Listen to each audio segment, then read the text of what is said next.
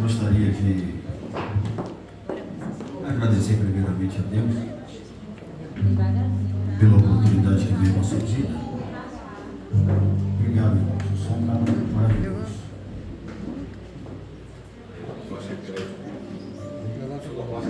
É crente, abençoado aqui, só tem bênção. Eu gostaria de louvar a Deus, primeiramente ao Senhor pela oportunidade, e ao pastor desta igreja, ao anjo desta igreja, ao pastor que cheguei a conhecê-lo alguns anos atrás. É um prazer, um privilégio poder rever o seu rosto e de alguns irmãos que aqui estão, poucos que eu não lembro, mas é importante que o Senhor não esqueça, porque o vaso é de barro e o poder de Deus se aperfeiçoa em nossa fraqueza. Quando a fraqueza humana é evidenciada, aí sim o poder de Deus é manifestado. Aleluia! E Deus é fiel. Deus é fiel. E eu fico com um peso muito grande sobre os meus ombros. Aqueles que realmente servem a Deus com sinceridade, sabem do peso que está sobre os meus ombros, para fazer uso da palavra do Senhor nosso Deus, palavra essa que é digna, muito digna de toda aceitação, porque Deus, Ele não é responsável pela minha irresponsabilidade. Eu poderia ser irresponsável, mas Deus não assumiria a responsabilidade pela minha irresponsabilidade do que diz respeito à palavra de Deus. Porque os falsos mestres, eles usam a Bíblia. Falso profeta é aquele que fala em nome de Deus, mas que não foi enviado por Ele. A verdadeira espiritualidade se encontra na Bíblia. Não existe e jamais existirá, porque nem mesmo o Espírito Santo ele tem liberdade de desobedecer a palavra de Deus. Eu não creio em uma adoração desequilibrada, porque Paulo diz que o nosso culto a Deus ele não é emocional, ele é racional. É uma adoração consciente, inteligente, onde eu sei o que estou fazendo e que estou falando. Eu não creio num culto a Deus em desvarios, pessoas rolando pelo chão, que só sabem sentir e que não sabem pensar. Não estou dizendo que você não possa sentir e ter emoções, não estou dizendo isso. Eu estou dizendo que o culto ele não resume aquilo que você sente, mas aquilo que você pensa. Porque a palavra de Deus primeiro ela vai à sua mente para depois ir ao seu coração. Isso aí. Glória a Deus. Aleluia. Porque a nossa fé é uma fé racional. E como a oportunidade foi concedida a mim, eu seria objetivo, seria específico, porque eu não gosto muito de rodeios. Não sou pregador itinerante.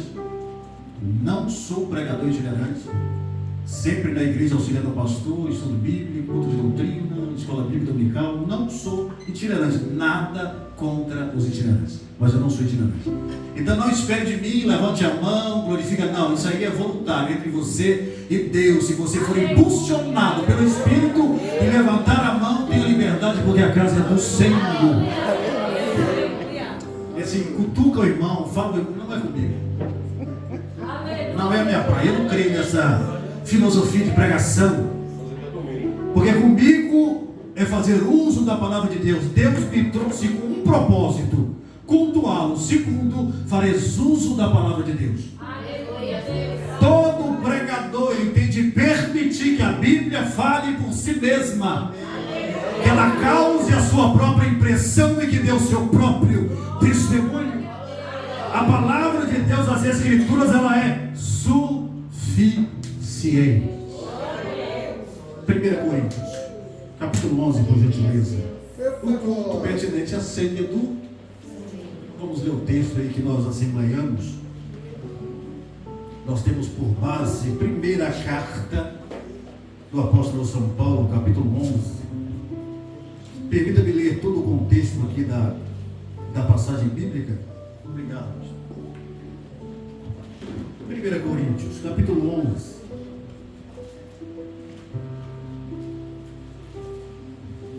A partir do versículo de número 17. Às vezes nós temos o costume de ler a partir do versículo 23, mas vamos ler todo o contexto, porque o versículo fora do contexto é pretexto para heresia. Vai ler um texto, irmão, respeita todo o contexto. Vai ler um versículo da Bíblia, leia o que vem antes e leia o que vem depois. Nisto, porém, que vou dizer-vos, não vos louvo, ou seja, não vos elogio, porquanto vos ajuntais não para melhor, senão para pior. Porque antes de tudo ouço que quando vos ajuntais na igreja, há entre vós dissensões, e em parte eu creio. E até importa que haja entre vós heresias, para os que são sinceros se manifestem entre vós. De sorte que, quando vos ajuntais num lugar, não é para comer a ceia do Senhor. Porque comendo, cada um toma antecipadamente a sua própria ceia, e assim um tem fome e outro embriaga-se. Não tendes porventura casa para comer e para beber? Ou desprezais a igreja de Deus e envergonhai os que nada têm? Que vos direi? Louvar-vos-ei?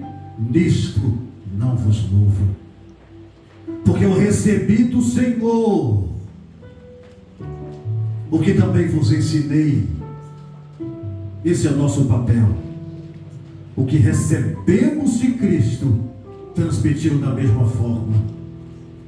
Que o Senhor Jesus, na noite em que foi traído, tomou o pão, e tendo dado graças, o partiu e disse: tomai e comei, isto é o meu corpo, que é partido por vós, fazei isto em memória de mim. Semelhantemente também, depois de cear, tomou o cálice, dizendo: este cálice é o novo testamento no meu sangue. Fazei isso todas as vezes que o beberdes em memória de mim. Porque todas as vezes que comerdes este pão e beberdes este cálice, anunciais a morte do Senhor até que Ele venha. Portanto, qualquer que comer este pão ou beber o cálice do Senhor indignamente, será culpado do corpo e do sangue do Senhor. Examine-se, pois, o homem a si mesmo, assim coma deste pão e beba deste cálice. Porque o que come e que bebe dignamente, irei repetir, come e bebe para sua própria condenação, não discernindo o corpo do Senhor. Por causa disso há entre vós muitos fracos e doentes e muitos que dormem. Porque se nós nos julgássemos a nós mesmos, não seríamos julgados. Mas quando somos julgados, somos repreendidos pelo Senhor, para não sermos condenados com o mundo. Portanto, meus amados irmãos, quando vos ajuntais para comer, esperai uns pelos. Maravilha. Antes de entrar no texto propriamente dito, o princípio fundamental da nossa fé é de que as Escrituras não foram produzidas por vontade humana, mas por inspiração divina. Podemos iniciar a leitura em Gênesis e ler todos os 66 livros da Bíblia e não encontraremos contradição.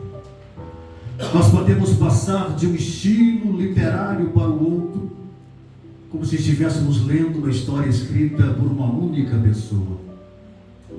Mas na verdade temos nela uma história produzida por uma única mente, a mente divina. Mas apesar de ser divina, ela é humana, revelação é divina, a inspiração é divina, mas a expressão da comunicação é humana. Pedro, em uma de suas cartas, diz que homens santos, separados, falaram da parte de Deus, ou seja, elemento humano. Mas ele continua dizendo no versículo, movidos pelo Espírito Santo, ou seja, elemento divino. Como eu tenho o costume de dizer, esta noite eu gostaria de repetir e fazer menção, enfatizar que a Bíblia é santa, porque o seu autor é santo. A Bíblia é santa porque a sua mensagem, aleluia, ela é santa. A Bíblia é santa porque o seu conteúdo propõe a fazer-nos santos. Não é meramente um livro sobre Deus, mas é um livro proveniente, um livro que provém do próprio Deus. Por isso que no decorrer da história, a igreja ela professa e confessa que a Bíblia é a verdadeira voz de Deus. Alguns estudiosos chegam a dizer que os dois testamentos são os dois lábios que Deus tem falado a nós. Aleluia, quando nós lemos as Escrituras, é Deus nos revelando a sua mente e o seu coração. Se a igreja de Cristo almeja sinceramente conhecer qual é a pura vontade de Deus, cabe a nós justamente deleitarmos nos 66 livros das Escrituras Sagradas. Por isso que um certo pastor presbiteriano me disse, quando ele abria a Bíblia, ele sentia o hálito de Deus. E tem algumas pessoas às vezes dizendo, Deus não fala comigo. Deus fala conosco de tantas as formas e de tantas maneiras, mas nada se igualará a Deus falando conosco por meio da sua inerrante palavra. Todas as vezes que necessitastes de ouvir a voz de Deus, abra as Escrituras. Temos uma carta escrita pelo apóstolo São Paulo. Carta essa escrita quando Paulo estava em Éfeso e havia certos problemas específicos, tanto em termos de conceitos e práticas e perguntas que foram direcionadas ao apóstolo. O interessante a se observar é que ao estudarmos a palavra de Deus e analisarmos a vida deste homem, nós perceberemos que ninguém na história da igreja exerceu tanta influência do cristianismo como Saulo de Tarso. Se você lê Atos dos Apóstolos, você percebe que Lucas ele fica tão impressionado com a importância da conversão de Saulo de Tarso, que por 3 vezes Lucas registra a sua conversão. Esse homem levantado por Cristo, ele mesmo tem a humildade de chegar a dizer em 1 Coríntios capítulo 15, versículo 8, que ele não considerava ser chamado apóstolo, mas ele usa o termo equitroma como abortivo, porque ele nasceu fora do tempo das fileiras apostólicas. Mas ele mesmo disse que ele não considerava apóstolo, pois ele perseguiu a igreja de Deus. Mas pela graça de Deus ele disse, sou o que sou, e sua graça para comigo não foi vã, antes trabalhei muito mais do que todos eles, todavia não eu, mas a graça de Deus que está comigo. Então, ou seja eu, ou sejam eles, assim pregamos e assim haver escrito. Quando nós falamos em termos de ministério, estamos falando em termos de serviço. Se você bate no peito e enche o peito para dizer que você tem um ministério, você está dizendo com toda a propriedade que você tem um serviço a prestar no reino de Deus. Deus. Ministério é serviço. Quando eu digo que tenho ministério, estou dizendo que eu tenho um serviço para prestar no reino de Deus. E quando nós analisamos na Bíblia Sagrada, não teve e jamais terá um ministério maior do que Cristo Jesus, nosso Senhor. Ninguém serviu ou servirá como Jesus de Nazaré. Toda a sua vida, desde a sua encarnação até a sua morte na cruz, foi uma vida voltada para o serviço. Jesus, para coroar uma vida de serviço, ele morre na cruz em prol do meu, do seu e dos nossos pecados. Mas após Cristo Jesus ser assunto ao céu, o interesse de Cristo é para que a comissão dos 12 apóstolos, eles lançassem o fundamento da igreja de Cristo, fundamentando a doutrina dos apóstolos. Porque se você lê nas Escrituras, você perceberá que Jesus jamais escreveu um documento. Não há nenhum documento histórico ou literário provado pela história em que Cristo Jesus ele veio redigir ou monografar.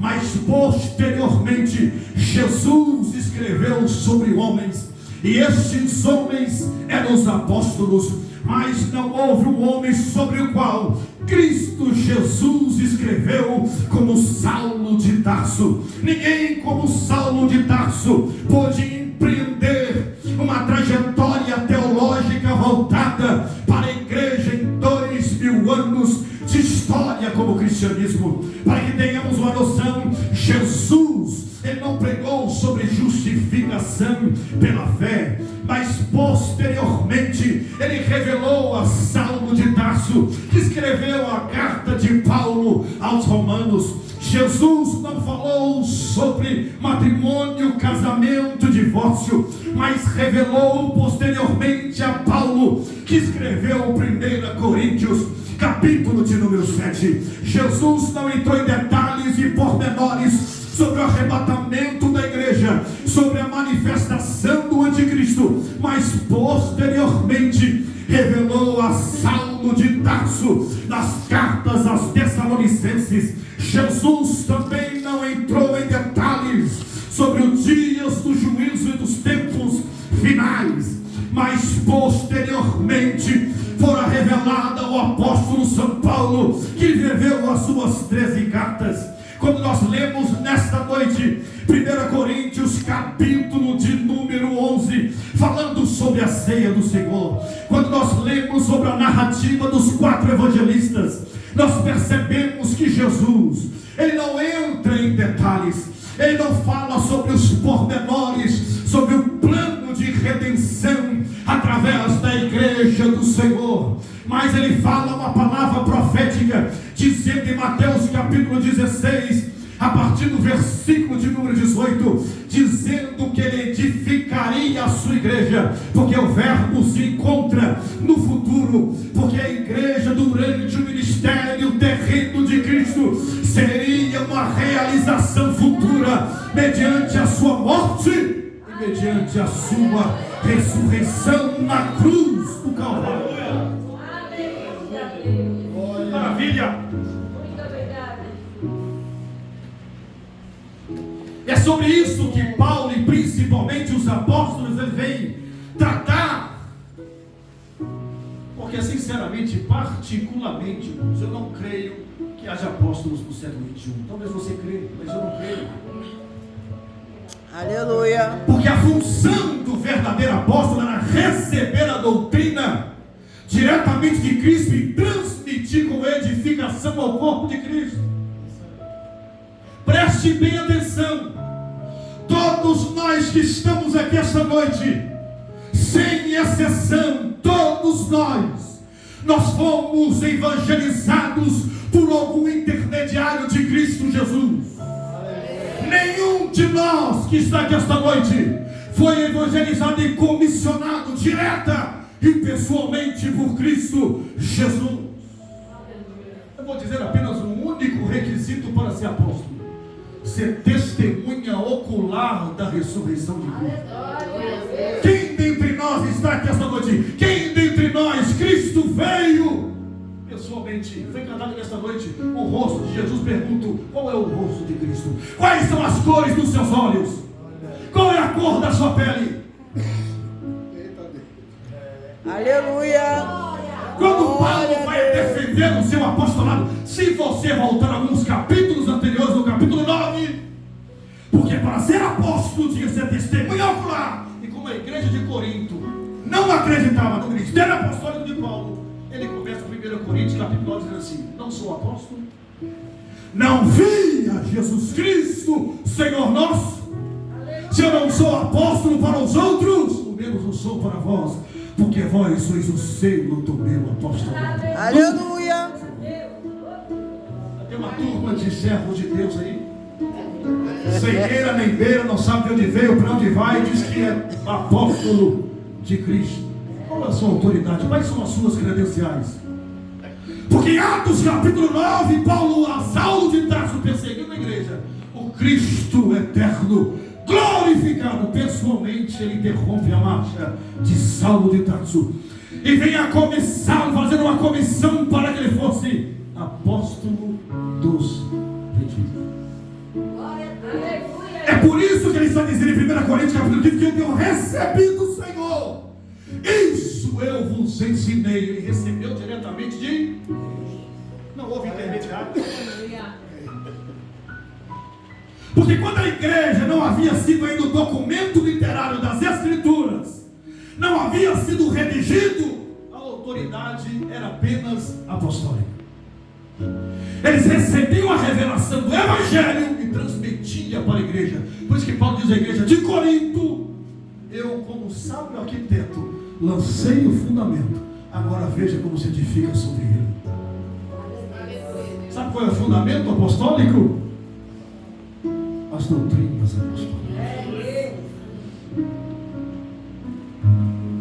Aí Paulo, nesta carta, ele vem dizer à igreja de Corinto, porque fala sobre refeição, e algumas igrejas vão interpretar esse texto, eles esperam pegar sobre o pão e sobre o cálice e esperar, né? Porque há uma distinção anteriormente na história da igreja, que havia uma celebração literalmente de uma ceia, conhecida como festa ágape ou festa de amor.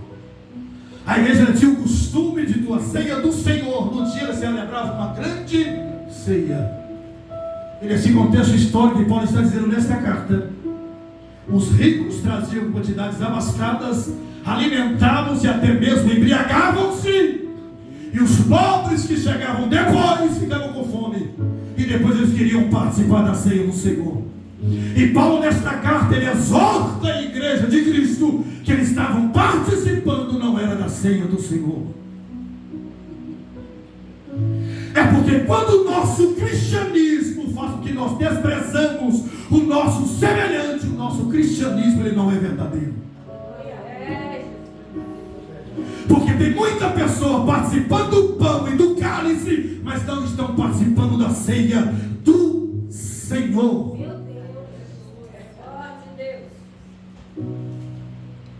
Nós lemos, eu faço questão de repetir novamente, porque é a palavra de Deus. Nisto, porém, vou dizer-vos, não vos louvo, porquanto vos ajuntais não para melhor, senão para pior. Sabe uma das partes mais importantes quando nós juntamos no culto? É porque quando nós juntamos e cultuamos ao Senhor no culto, através do nosso culto, nós estamos refletindo o caráter de Deus.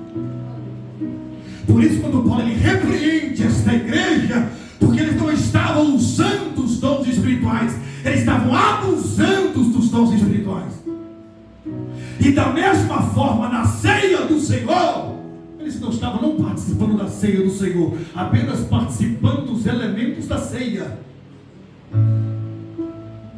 Porque quando nós nos reunimos, nós estamos refletindo o caráter de Deus através da nossa adoração. Por isso que Paulo está dizendo, não vos louvo. Quando vocês estão ajuntando, não é para melhor, senão para pior. Porque antes, tudo que eu ouço, que quando vos ajuntais na igreja, há entre vós dissensões, e em parte eu creio.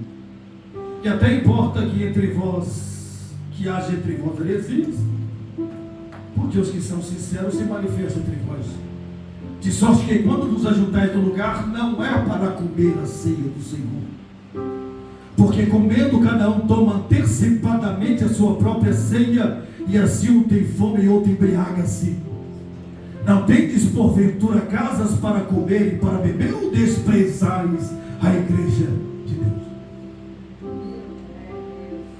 Pense um pouco comigo. Imagine nós nos ajuntando, imaginando que estamos fazendo a vontade de Deus, e no entanto nós estamos desprezando a igreja de Cristo. Porque todas as vezes que nós nos reunimos e não estamos de acordo com os padrões estabelecidos por Deus, na palavra nós estamos desprezando, ou seja, nós estamos reputando como se fosse absolutamente nada.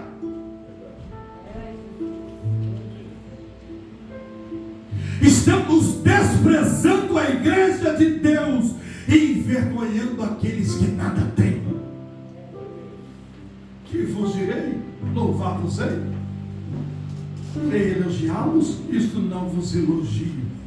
Aí ele vai dizer, porque eu recebi do Senhor o que também vos ensinei, que o Senhor Jesus, na noite em que foi traído, tomou pão e tendo dado graça ao partido, diz: tomai e comei, isso é o meu corpo que é partido por vós. Fazer isso em memória de mim. Semelhantemente, também depois de cear, tomou o cálice, dizendo: este cálice é o novo testamento do meu sangue. Fazer isso todas as vezes que o beberdes em memória de mim. Versículo 26: porque todas as vezes que comerdes este pão e beberdes esse cálice, anunciais a morte do Senhor. Porque a ceia do Senhor, ela faz referência aos 3 tempos. A ceia do Senhor, ela faz referência ao presente, ao passado e ao futuro. Porque no versículo 26 ela diz: porque todas as vezes que comerdes este pão e beberdes esse cálice presente, anunciais a morte do Senhor, que foi há 2000 anos atrás, até que Ele venha. A ceia do Senhor, ela fez referência ao presente, ao passado e ao futuro. A ceia do Senhor faz referência ao presente, porque isso comunica a nossa união com Cristo por meio da fé.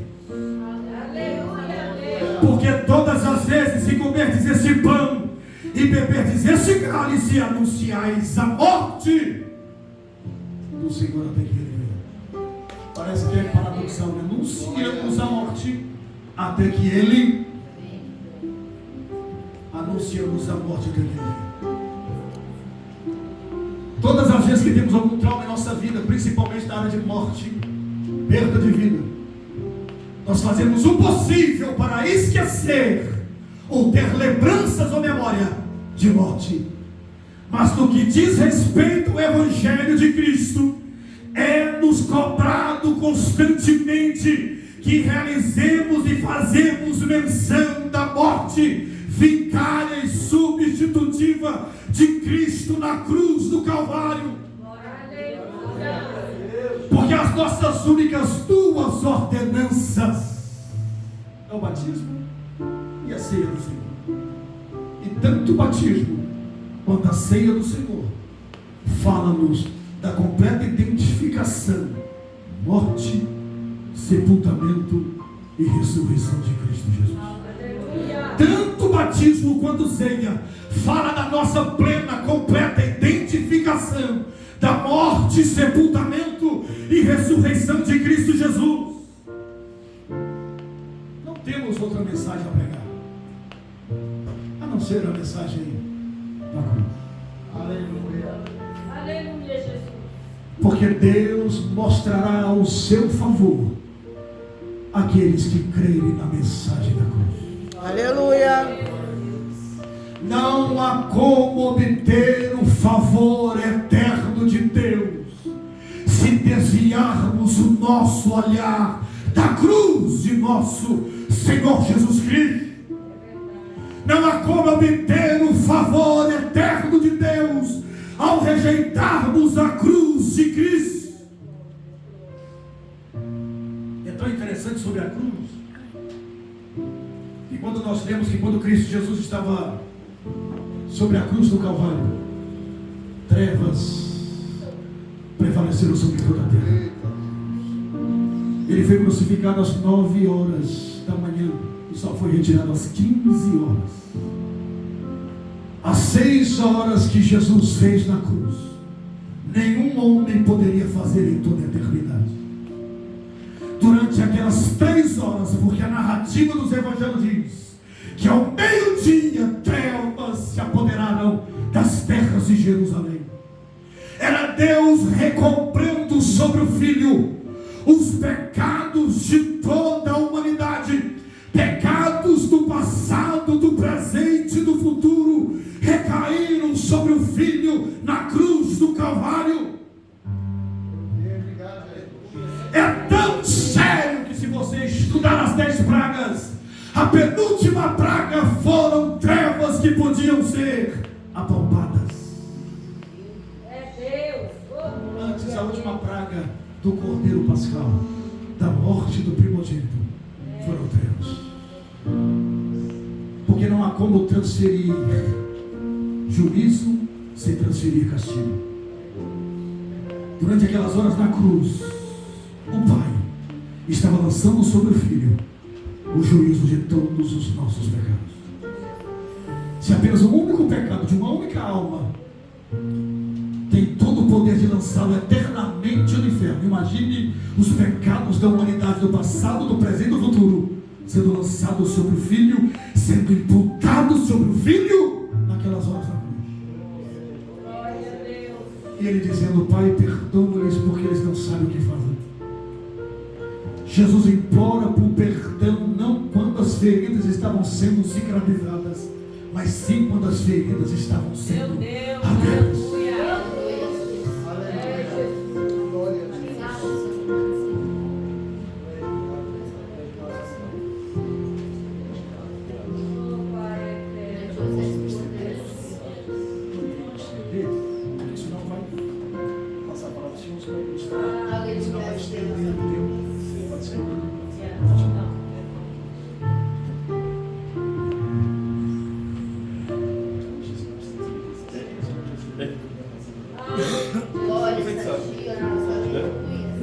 Deus santo, aleluia.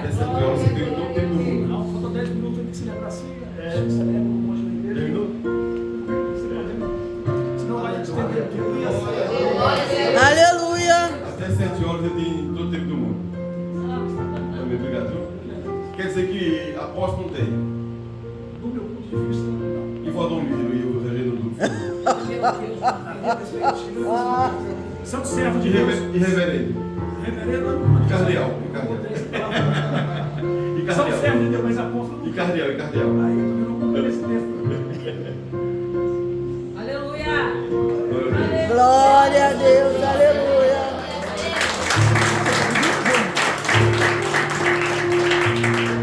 Ferrou a Gino Duque e Valdomiro, ô Jesus. É cheio de título. Agora, servir, lavar o banheiro, ninguém quer. É um jovens de 18 anos e apóstolo.